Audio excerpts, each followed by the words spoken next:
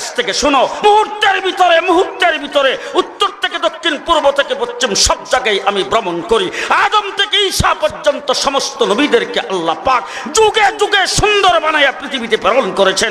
আমি সমস্ত নবীদের চেহারা দেখেছি, তাদের সঙ্গে কথা বলেছি, উহি প্রেরণ করেছি। হযরতে আদম আলাইহিস সালামকে জান্নাতের ভিতরে দেখছি, নূহ আলাইহিস সালামকে কিস্তিতে দেখছি, হযরতে ইব্রাহিমকে নমরুদের আগুনে দেখছি, ইউনূস আলাইহিস সালামকে মাছের পেটে দেখছি, সুলাইমানকে সিংহাসনে দেখেছি, মূসা আলাইহিস সালামকে কুহে তুরে আল্লাহর সঙ্গে কথা বলতে দেখেছি, হযরতে ইউসুফ আলাইহিস সালামকে কুয়ার ভিতরে আমি জিবরাইলে হাত দিয়ে ধরে রেখেছিলাম, হযরতে ঈসা আলাইহিস সালামকে মায়ের কোলে কথা বলতে দেখেছি।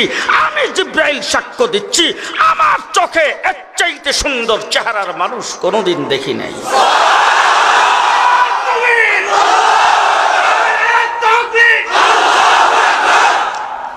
দেখবে কোথা থেকে বানো করে শুনে নেয়, মুহাম্মদের চাইতে সুন্দর কাউকে আমি বানাই নাই।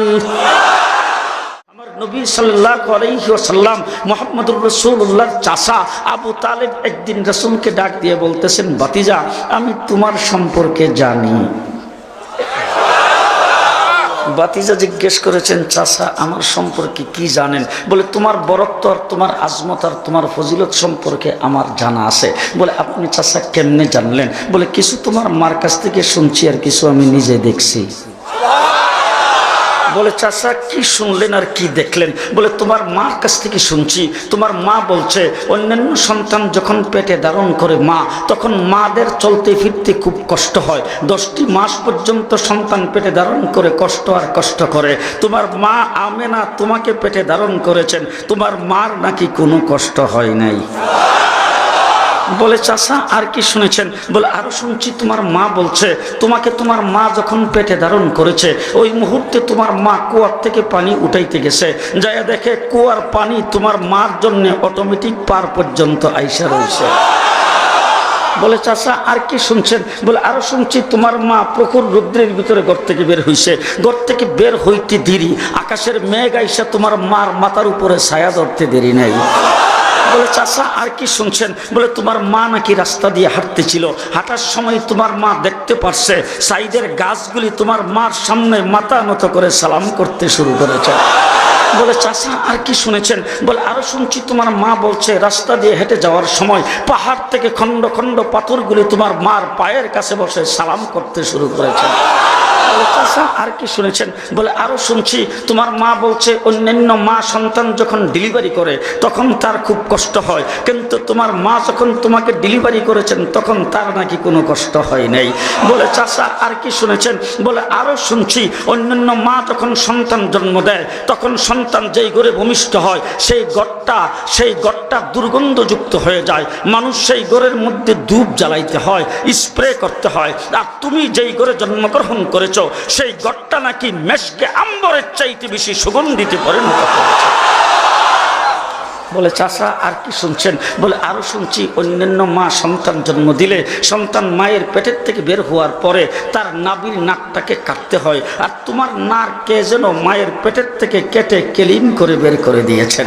বলে চাচা আর কি শুনেছেন? বলে আরো শুনছি তোমার মা বলছেন তোমাকে অন্যান্য ছেলে সন্তান জন্মগ্রহণ করলে তারা যখন দুনিয়াতে আসে তখন তার মুসলমানি করাইতে হয়, খতনা করাইতে হয়, তোমাকে কে যেন পেটের ভিতর থেকে খতনা করাইয়া তারপরে বের করেছেন।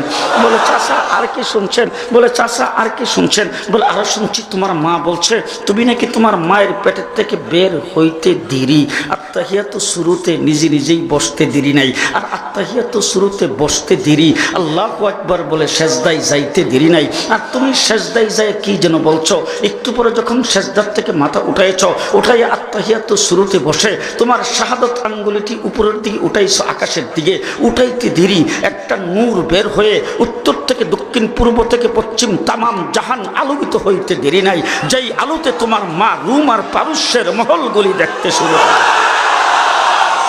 বলে চাচা আর কি শুনছেন? বলে এরপরে শুনছি তুমি নাকি কাইত হয়ে যখন শুইছো তোমার মা তোমাকে ঠান্ডা কোলে উঠেছেন, এমন সময় ঘরের ছাদটা খুলে গেছে আর ঘরের ভিতরে কুয়াশা ঢুকতে শুরু করেছেন। কুয়াশা আইসা ঘরটা অন্ধকার হয়ে গেছে।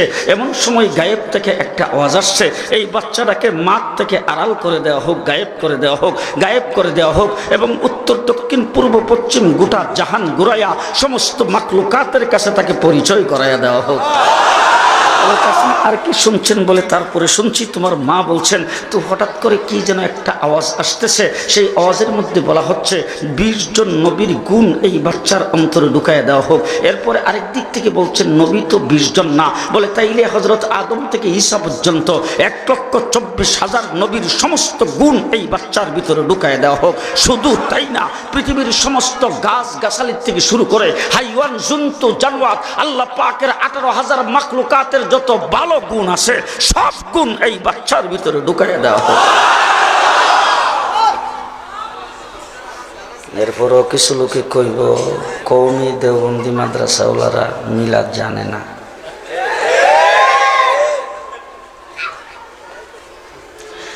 আমরা কিন্তু 14 টাকা দামের মিলাদের বই ফিরা মিলাদ শিখি না, আমরা 30 পারা কোরআন দিয়ে মিলাদ শিখি। বলে চাচা আর কি শুনছেন? বলে আরেকটা আমি নিজে দেখছি। বলে চাচা কি দেখলেন? বলে তুমি শুভে সাদেকের সময় জন্মগ্রহণ করেছিলে, এরপরে যখন সূর্য উদিত হয়েছে তখন সূর্যের তাপ যেন তোমার শরীরে না লাগে এই জন্য আমরা তোমাকে ঘরের ভিতরে রাখছি।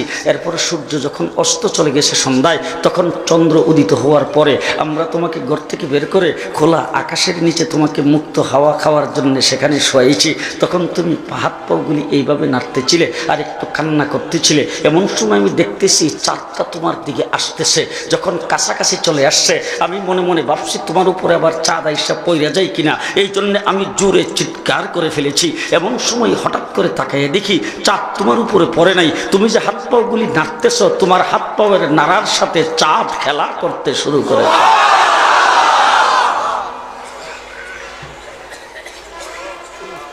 আরো শুনবে? মা আমেনা বাচ্চাটাকে কোলে নিয়ে বলতেছেন জীবনে কত চেহারা দেখলাম, কত বাচ্চার চেহারা দেখলাম, কত মানুষের চেহারা দেখলাম, কিন্তু আমার ঘরে যে ছেলে জন্মগ্রহণ করেছে এত সুন্দর চেহারার মানুষ তো আমি কোনোদিন দেখিনি। আসছেন হালিমাতুস সাদিয়া আসছেন তায়েফ থেকে বাচ্চা নেওয়ার জন্য। আচ্ছা আমেনার দিকে তাকায় বলতেছেন আমেনা তুমি দেখলে আর কতটুকু দেখছো? তুমি তো মক্কার থেকে বের হইয়া কোথাও যাও না, তুমি তো গৃহিণী, ঘরের ভিতরে থাকো, দেখলে আর কতটুকু দেখছো? আমাদের কামই হইল বাচ্চা লালন পালন করা। দীর্ঘদিন যাবৎ আমি নিজেই বাচ্চা লালন পালন করি। আমার গোষ্ঠী গিয়াতি আমার পূর্বপুরুষ মক্কার থেকে বাচ্চাগুলি নিয়ে লালন পালন করেছে। কত মন্ত্রী মিনিস্টারদের সন্তান আমরা লালন পালন করেছি। আমার এলাকার মানুষ লালন পালন করেছে। হাজার হাজার মানুষের চেহারা আমি হালিমা দেখেছি। আমি বলতেছি এত সুন্দর চেহারার মানুষ কোনোদিন দেখি নাই।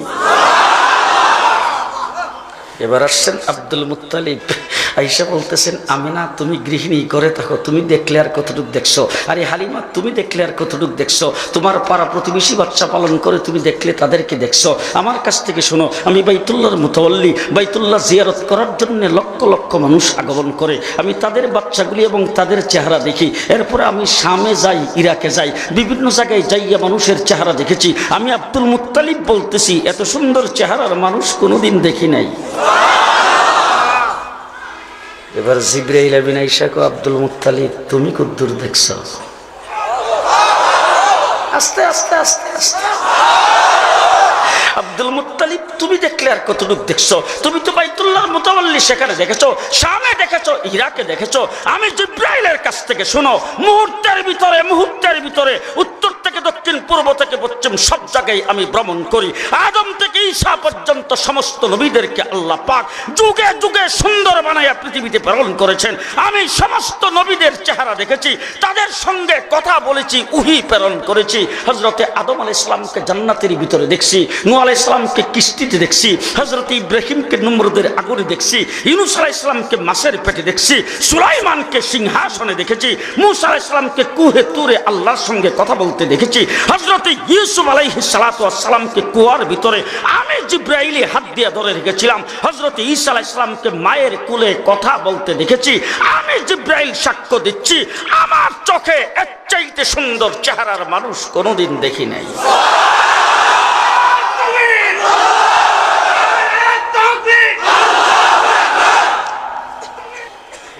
এবার আল্লাহ ডাক দিয়ে কয় জিবরাইল দেখবে কোত্থেকে, কোথা থেকে দেখবে? জিবরাইল দেখার তো কোনো প্রশ্নই আসে না, তুই কোথায় থেকে দেখবে? সমস্ত নবীদের চেহারা দেখছ, তামাম সৃষ্টি জগতের ভিতরে সবাইকে দেখছ, দেখবে কোথায় থেকে? ভালো করে শুনে নে, মুহাম্মদের চাইতে সুন্দর কাউকে আমি বানাই নাই। বানাইলে এনে দেখতে, বানাইতো না। বানাইলে এনে দেখতাম, বানাইতো নাই। সত্যনের মশালবাহী প্রিয় মনীষীদের পাপড়ি টিভি।